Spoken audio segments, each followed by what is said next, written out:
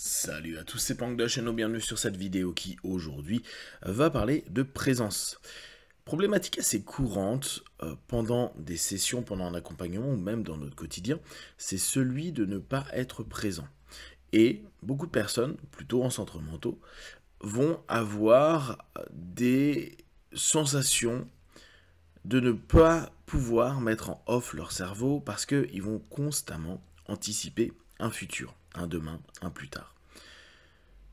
La complexité, c'est que on a l'impression que, à force d'entendre « il faut vivre l'instant présent » ou « l'ici et maintenant » qu'on retrouvait dans le zen, il y a une nécessité, dans cet instant, d'oublier qu'il y a un passé et ou d'oublier qu'il y a un futur. Donc, ça devient contraignant parce que il y a beaucoup de personnes qui se sont vendues cette idée à un moment donné que si je veux être dans le présent, il ne peut y avoir de futur. En somme, ma capacité naturelle qui m'a permis à survivre et qui a fait de l'humain l'humain, c'est-à-dire sa capacité d'anticipation, est quelque chose qui ne devrait pas avoir lieu. Pour autant, même les animaux qui semblent vivre dans un ici et maintenant anticipent des endroits, des zones qui pourraient être à danger. Et ils sont considérés comme dans la présence. Alors, il y a à s'interroger sur cette notion, à se dire, est-ce que on n'a pas simplement confondu, mal interprété des éléments de cet ici et maintenant? Est-ce que c'est pleinement vivre dans l'instant sans que rien d'autre n'existe que l'instant? Ou est-ce que c'est être conscient du présent, être en présence, et avoir la capacité de voir le passé et le futur dans ce présent? Le problème étant que souvent les personnes sont déjà dans le futur et pas du tout dans le présent. Et là, ça crée de l'angoisse. Ou dans le passé et plus du tout dans le présent, donc de la tristesse ou de la nostalgie. Reprenons. En session, quel est notre objectif? Faire remonter, émerger, vivre des éléments qui se rapprochent de la problématique ou de la pathologie dans le cadre d'un ici et maintenant du cabinet. Cette présence est celle de cet instant. C'est-à-dire, si je repense à un élément traumatique de ma vie, je ne le revis pas. Même avec ce qu'on pourrait avoir comme impression de revivification. De facto, la personne est dans mon cabinet, avec moi, en train de repenser et revivre peut-être émotionnellement une projection de ce qu'il pense être ce qu'il a vécu à cet instant-là, mais qui, dans la réalité, n'est pas cet instant-là. Donc la personne est toujours avec moi, en train de me décrire les choses, revivre des émotions qu'elle peut me décrire, tout ça dans un instant. Dès lors, il n'y a pas de passé. Il y a un présent qui, dans ce présent, va donner un ensemble d'éléments qui me donnent de l'information. Il y a dès lors un vécu qui n'est pas le vécu de l'enfant ou de l'ado, mais de l'adulte qui est là en cabinet avec vous. Cette impression, ce recul, parfois même cette sémantique, elle est adulte. Hier, par exemple, au séminaire, il y a eu une sémantique qui était intéressante qui dit « J'ai l'impression d'être angoissé, ok. J'ai l'impression que, en réalité, c'est parce que j'ai un besoin de sécurité. Ok. Ce à quoi j'ai dit, ok, mais ça c'est ta vision d'aujourd'hui. Et la personne a très bien précisé, oui, c'est aujourd'hui je peux dire que c'était un besoin de sécurité. Aujourd'hui, je peux dire que c'était associé à ça. Donc c'est bien la personne d'aujourd'hui qui, malgré sa régression spontanée, est apte à dire que c'est la perception d'un présent et une évolution de divers présents, d'une succession de présents, qui a fait qu'il y a une maturité sémantique pour dire cela. Dès lors, on n'est plus l'enfant de cette période-là qui était inapte à savoir pourquoi il sentait cet état psycho-émotionnel. Il n'existe pas dans le cabinet, ou en tout cas, on fait en sorte que ça existe le moins possible, de réel passé et de réel futur.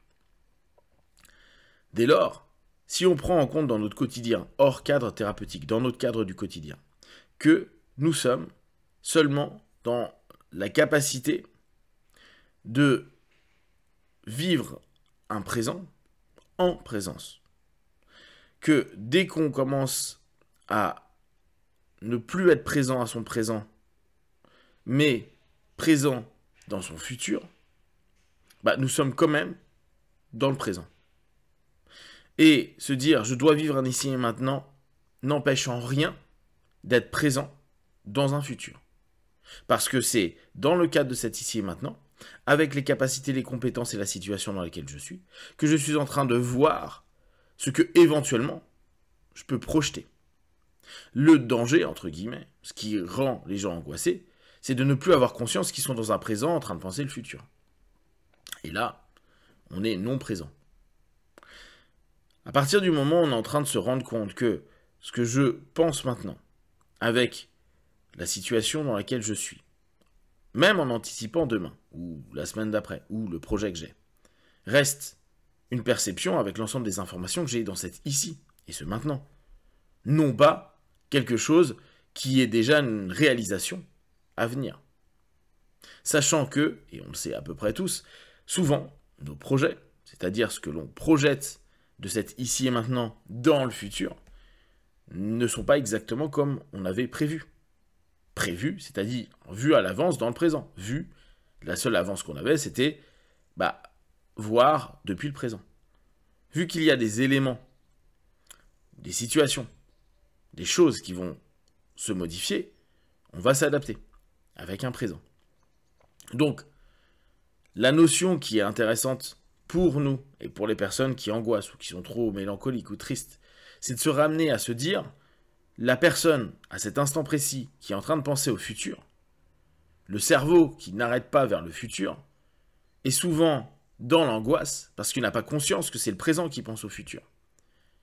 Il se projette dans un futur en oubliant que c'est simplement un ensemble de caractéristiques et d'éléments perçus par le présent qui lui fait voir ou organiser un futur. En ramenant, comme on le fait en session, notre esprit, notre intention, notre présence dans cet ici, on va se rendre compte que, ok, je peux l'apaiser, je peux apaiser ce futur, et en plus, ce n'est pas un problème de penser au futur, parce que je le pense au travers de mon filtre, de cet ici et du maintenant, donc de la présence. Et dès lors, on sort un peu des discours de « non, tu ne peux pas voir le futur si tu vis l'instant présent ». Pourtant, en cabinet, on le fait à longueur de temps. Or, on est dans un monde d'instant présent.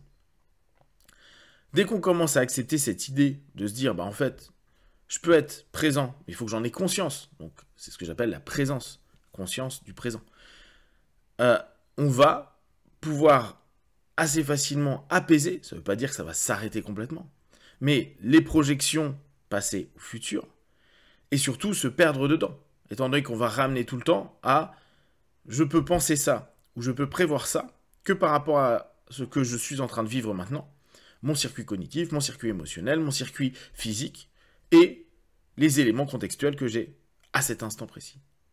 Dès lors, le futur, il va devenir beaucoup moins problématique, le cerveau, il peut s'arrêter, ou en tout cas, on peut lui demander, donc décision, choisir, de réduire la pensée vers le futur, pour reprendre plutôt présence et conscience de ce présent, et de ce que je veux faire, vivre, ressentir, dans l'instant, en limitant dès lors la projection vers le futur. Et pour les personnes dès lors qui se disent un peu anxieuses et angoissées, ça permet de se dire, je peux à n'importe quel moment être apte d'être en présence, et quand même prévoir un futur, ce qui m'empêchera en rien d'être dans l'ici, tant que je suis présent à la sensation, l'émotion, la pensée, que c'est d'un maintenant que je prévois un demain. Si vous avez des questions et des remarques sur le sujet, partagez sur Facebook, YouTube, j'y répondrai le plus rapidement possible, et comme d'habitude, de tout ce que je propose, ne prenez que ce qui est bon et juste pour vous. Testez, observez, analysez et concluez. Be one, ciao.